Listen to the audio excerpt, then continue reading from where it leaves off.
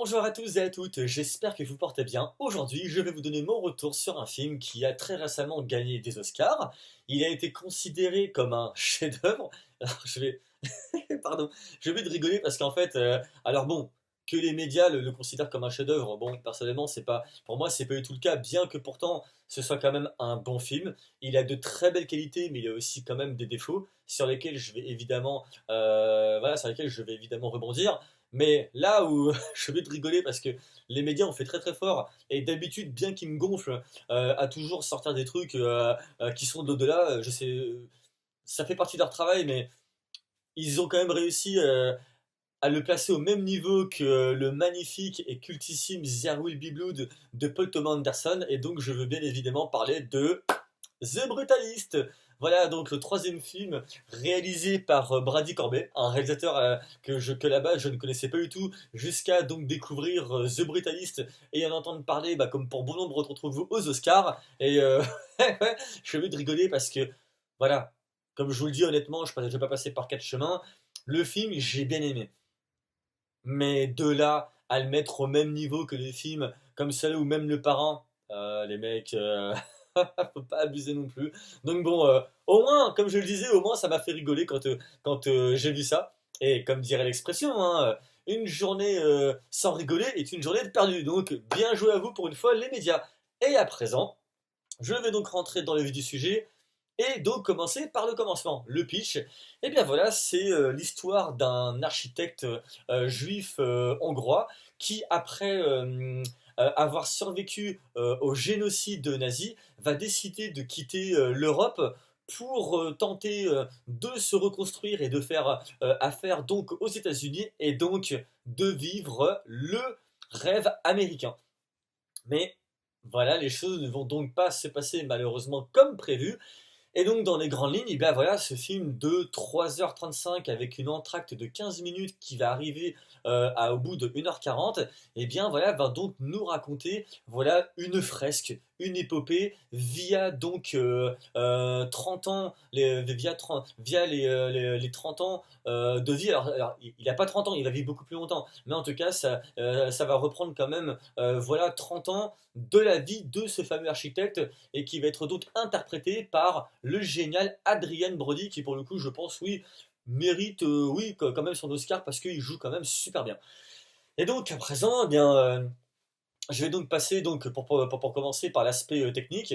Alors pour ma part, j'ai énormément aimé la photographie qui pour moi est magnifique, c'est somptueux. Il y a des plans qui pour moi sont renversants, ils sont vraiment superbes et je pense notamment à la fin parce qu'en fait voilà, le film il va être en trois parties. Dans une première, on fait donc la connaissance de ce fameux architecte. Ensuite, une fois qu'il a posé les pieds donc sur le territoire US, et bien là, voilà, on va donc le voir vivre avec d'autres personnes aussi migrantes qui arrivent donc aux États-Unis, et on va voir un petit peu, voilà, entre les riches et les pauvres, tout ce qui va se passer au niveau de l'architecture, etc. Voilà, il y a tout cet ensemble qui va donc se développer dans tout ça, et donc voilà, on est quand même dans quelque chose, on est quand même dans un récit par conséquent narratif qui va donc monter à la fois autant en puissance qu'en mystère, puisque cet architecte va dans la même foulée faire la connaissance d'un homme riche magnifiquement et magistralement interprété par Guy Pearce qui explose des compteurs. Franchement, j'ai adoré son interprétation, j'ai adoré son jeu. Et donc, durant ces premières 1h40, c'est comme ça que ça va se passer. Après, il y a une entracte. Et dans la deuxième partie, et c'est là où ça commence malheureusement à grosse. Enfin, non, c'est pas grossement, c'est pas le bon mot, mais à grandement perdre, hélas, en intensité parce que malheureusement, le réalisateur, eh bien il s'éparpille voilà, au travers de beaucoup trop de thématiques via l'arc narratif de beaucoup trop de personnages et du coup là on commence à s'emmêler l'histoire s'emmêle les pinceaux et c'est très dommage parce que ça partait quand même sur de bonnes bases, ça se suivait très bien, mais après voilà il s'embourbe dans plein de trucs, il s'y perd au niveau du rythme et pour moi, là, je suis entre guillemets mi-figue, mi-raisin parce que on sombre, donc il y a un côté autant sombre que nihiliste. Et pour ma part, me concernant, j'aime ça, mais à partir du moment où c'est bien écrit, bien réalisé et surtout bien monté, car ces trois points sont importants dans l'acheminement de la fabrication d'un film. Mais le truc qu'il y a, c'est qu'en fait, les personnages, malheureusement, ils sont mis de côté en fait. Donc d'un côté, tu vas avoir la noirceur et le nihilisme, et d'un autre côté, tu vas avoir des personnages. Et le hic, c'est que ces personnages, bah, en fait, entre guillemets, j'ai l'impression qu'ils perdent autant de leur âme que de leur humanité, ce qui est très dommage, car du coup, en fait, leur écriture en fait, est mise de côté. Et ça m'ennuie qu'il ait fait ça, parce que putain, ça partait quand même sur un bon truc, franchement, waouh, c'était quand même, moi je trouvais en fait que bah, l'idée originelle du scénar, elle est quand même superbement bien trouvée, mais dans l'exécution, en tout cas dans cette seconde partie, malheureusement, ça se perd de temps. Et vous voyez par exemple, alors, le film de. Enfin, vous voyez par exemple Seven. Quand on regarde Seven, alors Seven, l'histoire n'a absolument rien à voir avec The Brutalist, me direz-vous, je suis complètement d'accord avec vous, mais Seven, c'est une œuvre très noire, très glauque, très nihiliste, mais qui monte crescendo de la première jusqu'à la dernière minute, c'est parfaitement assumé et tout est parfaitement bien écrit. Mais par exemple, dans Seven, vous vous rappelez à un moment donné, quand les inspecteurs, voilà, Somerset et Mills arrivent dans la maison avec, je crois que c'est pas les CRS, là c'est mon français qui parle pour le coup, mais donc avec une équipe de police et tout ça, ils débarquent donc dans la chambre de Ellie Gould parce qu'ils pensent que c'est lui donc qui a fait des scènes à d'autres personnes. Sauf que quand il rentre dedans, donc on est quand même dans une séquence qui est très noire, puisque cette personne qui croit, qui pense être le meurtrier, c'est lui-même en fait qui a subi les agressions hyper sordides justement, voilà, du tueur en personne. Mais quand ils seront dedans, l'aspect humain remonte à pleine balle, ils sont tous choqués, et ça fonctionne par conséquent à merveille.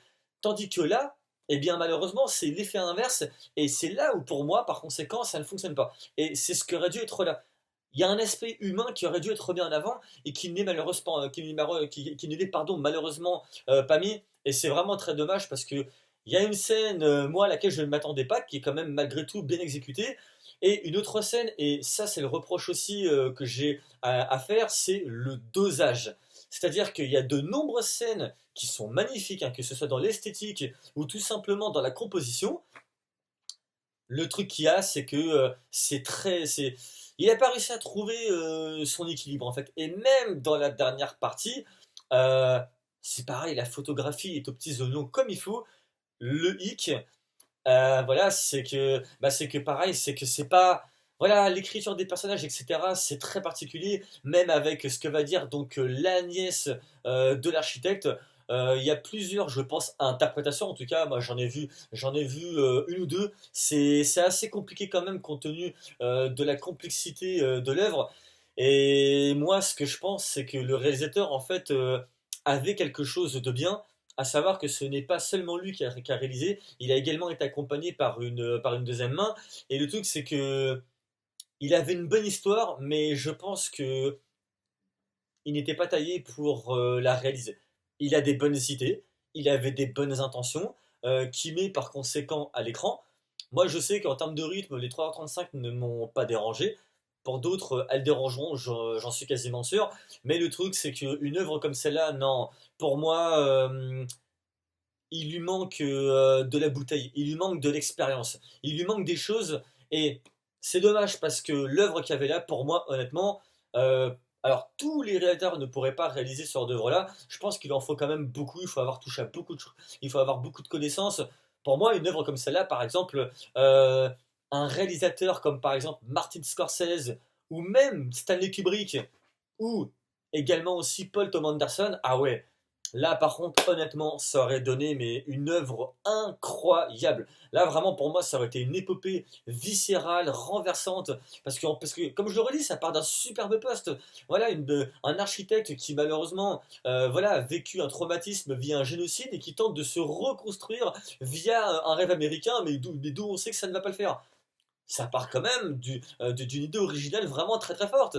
Mais bon, il suffit pas d'avoir simplement l'idée et puis ensuite d'y aller comme ça. Non, il faut quand même avoir un sacré bagou, de l'expérience.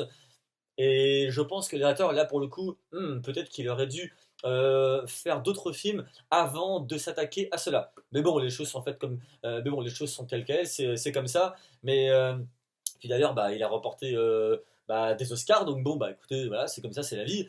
Mais bon, c'est vrai que moi j'ai quand même eu une bonne tranche de rire quand on m'a dit que ce film était un chef-d'œuvre, donc les médias, et qu'il était comparé à des films comme voilà, Le Parrain ou encore une fois There Will Be Blood. Ouais, bon, faudrait peut-être baisser un petit peu. Mais bon, voilà, ça n'empêche pas que pour moi, ce film reste quand même un bon film et je pense qu'il faut le voir au moins une fois dans sa vie. Dites-moi en commentaire si vous l'avez vu, ce que vous en avez pensé. Autrement, on se retrouve pour une prochaine vidéo. Surtout, portez-vous bien. Ciao!